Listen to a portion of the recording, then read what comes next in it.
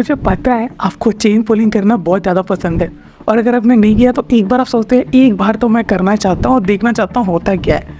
But ये सबको पता है यार, ये एक इलीगल प्रैक्टिस है, प्लस इसमें कुछ फाइन चार्जेस लगते हैं, इनमें जेल भी जा सकते हैं। चलिए ग्राउंड रियलिटी की बात कर लेते हैं सबसे पहले, और यहाँ पर कुछ रिकॉर्ड्स भी मैं लेके आया हूँ। हालांकि इसमें रिकॉर्ड्स निकालना थोड़ा मुश्किल था, तो साउथर्न रेलवे के साइड से हमें ये रिकॉर्ड देखने के लिए मिलता है कि 1369 यानी कि 1369 केसेस जो हैं वो खींचा, आज तक पता नहीं चला, बट खींच के वो भाग गए और चूना लगा दिया। यूजुअली ये चीज़ें आपको देखने के लिए मिल जाते हैं जब किसी स्टेशन पे स्टॉपेज नहीं होता, किसी को उतरना होता है, तो स्लीपर कोच या 3 AC की जो भी कोचेस जिसमें भी आपको वो चेन पुलिंग का लेवर देखने के लिए बनता है, वो खींच देते हैं एंड वो बीच स्टेशन पे रुक के वो अपना बहादुर तरीके से।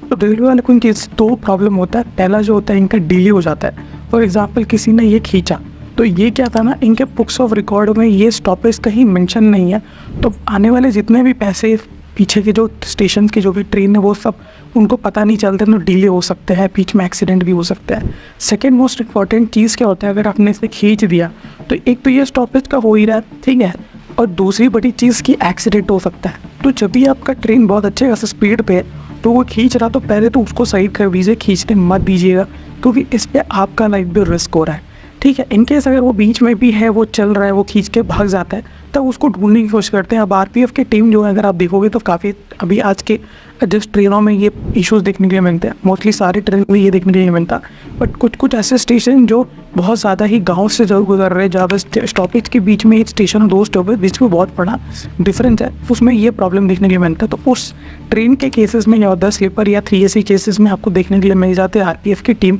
तैनात। बट यहाँ पर दूसरी बात है जो मैंने आपको पहले बता देंगे, जो प्रॉब्लम है वो है डिले।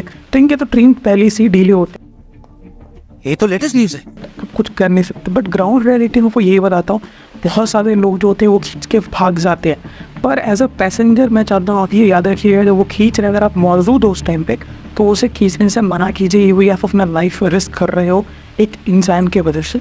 अब कौन से रीज़न से जो भी है वो खींचने से इंडियन प्रैक्टिस नहीं कहा जाता है, वो नॉर्मल की चीज़ है। जैसे कि अगर आप बच्चे हो, बच्चा स्टेशन पर छूट चुका है, तब आप खींच सकते हो, ट्रेन चल रही है, ये ऑन स्टेशन की कहानी हो सकती है। रूट के बीच पे ये सारी चीज़ अप्लीकेबल नहीं करते, रूट के बीच बस ओनली एक ही केस होता है, वो है मेडिकल इमरजेंसी। बाकी अगर स्टेशन पे आप खुल जाती है, फिर उसके बाद जो चेन पुलिंग होते हैं, तो मोस्टली इस केसेस में होते हैं, तो उसमें अगर मेडिकल इशू है, well and good, fine they के भाग जाओगे। दूसरी बड़ी चीज़, चाइल्ड है या कोई प्रेग्नेंट वुमेन है या डिफेबल पर्सन है, तो इस केस में आपको छूट मिलता है कि आप चेन पुल कर सकते हो। जैसे कि आपके पास एक डिसेबल पर्सन है, आपने चेयर लिया हुआ है, चेयर जो होते हैं व्हील चेयर, उसे आप चला रहे हो, उसी टाइप स्टेशन जो है ट्रेन वहाँ से छूट चुकी है, तो आप किसी को बोल के चेन पुल करवा सकते हो, जिसके 500 से 1000 रुपये फाइन होते हैं।